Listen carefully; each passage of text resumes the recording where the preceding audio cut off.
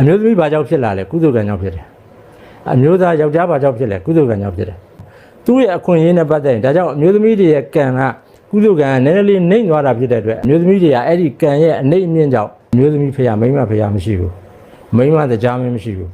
မိန်းမစကြဝဠာမင်းမရှိဘူးအယုတ်ဆုံးပြောရင်မိန်းမမာနမရှိဘူးဒါအမျိုးသားတွေပေါ့ဒါထက်မြက်တဲ့အပိုင်းကိုပြောတာပါကျန်တာနဲ့ပတ်သက်ရင်တော့အမျိုးသားနဲ့တန်းတူပဲအမျိုးသားအရတ္တဖို့ရတယ်အမျိုးသမီးလည်းရတယ်အမျိုးသားရှင်သာတိပုဒ္ဒရာလိုပညာရမှာအေးတယ်ဒီဘက်အမျိုးသမီးမှလည်းအေးတဲ့ရတဲ့အမျိုးသမီးအကုန်လုံးကြည့်တယ်ဒါနှင်းစရာတစ်ခုမှအကြောင်းမရှိဘူးဒီလိုလေးခွဲခြားသိရမှာပေါ့နော်ကိုမရောက်ဒီမရောက်ကိုယုကာယတွေလည်းရှိတယ်နော်အမျိုးသမီးဒီအမျိုးသားရဲ့နံရိုးတစ်ချောင်းကဖြစ်တယ်လို့ပါလို့နော်တော်ပြောတောင်ပြောတွေထားလိုက်တော့ဗုဒ္ဓဘာသာရပဲပြောမယ်အမျိုးသမီးဘာကြောင့်ဖြစ်လာလဲကုသိုလ်ကံကြောင့်ဖြစ်တယ်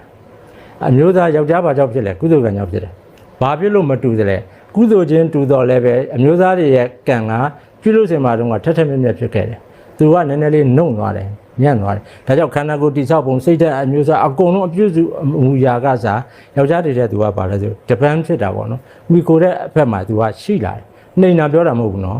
သူ့ရဲ့အခွင့်အရေးနဲ့ပတ်သက်ရင်ဒါကြောင့်အမျိုးသမီးတွေရဲ့ကံကကုသိုလ်ကံနည်းနည်းလေးနှိမ့်သွားတာဖြစ်တဲ့အတွက်အမျိုးသမီးကိုယ်ကာယဖြစ်သွားတာပေါ့ဒီဘက်ကအမျိုးသားပေါ့အထက်တန်းကြတက်ကြီးဆိုရင်အမျိုးသမီးတွေကအဲ့ဒီကံရဲ့အနှိမ့်အမြင့်ကြောင့်သူတို့မှအခွင့်အရေးမရတာလေးရှိတယ်ဗုဒ္ဓဘာသာမျိုးသမီးဖေရမိန်းမဖေရမရှိဘူးမိန်းမတရားမင်းမရှိဘူးမိန်းမစကြဝဠာမင်းမရှိဘူး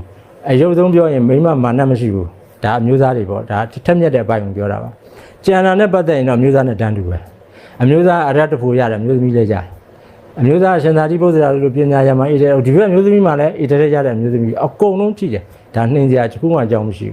ဘူးဒီလိုလေးခွဲခြားသိရမှာပေါ့နော်ဒါကြောင့်ကာမေတုမိစ္ဆာစာရကိုလုံးမယ်ဆိုရင်မိမိတို့ရှောင်းတင်မယ်ဆိုရင်ခုနအခြေခံကြကြလေးတွေကြည့်ပြီးတော့ဟို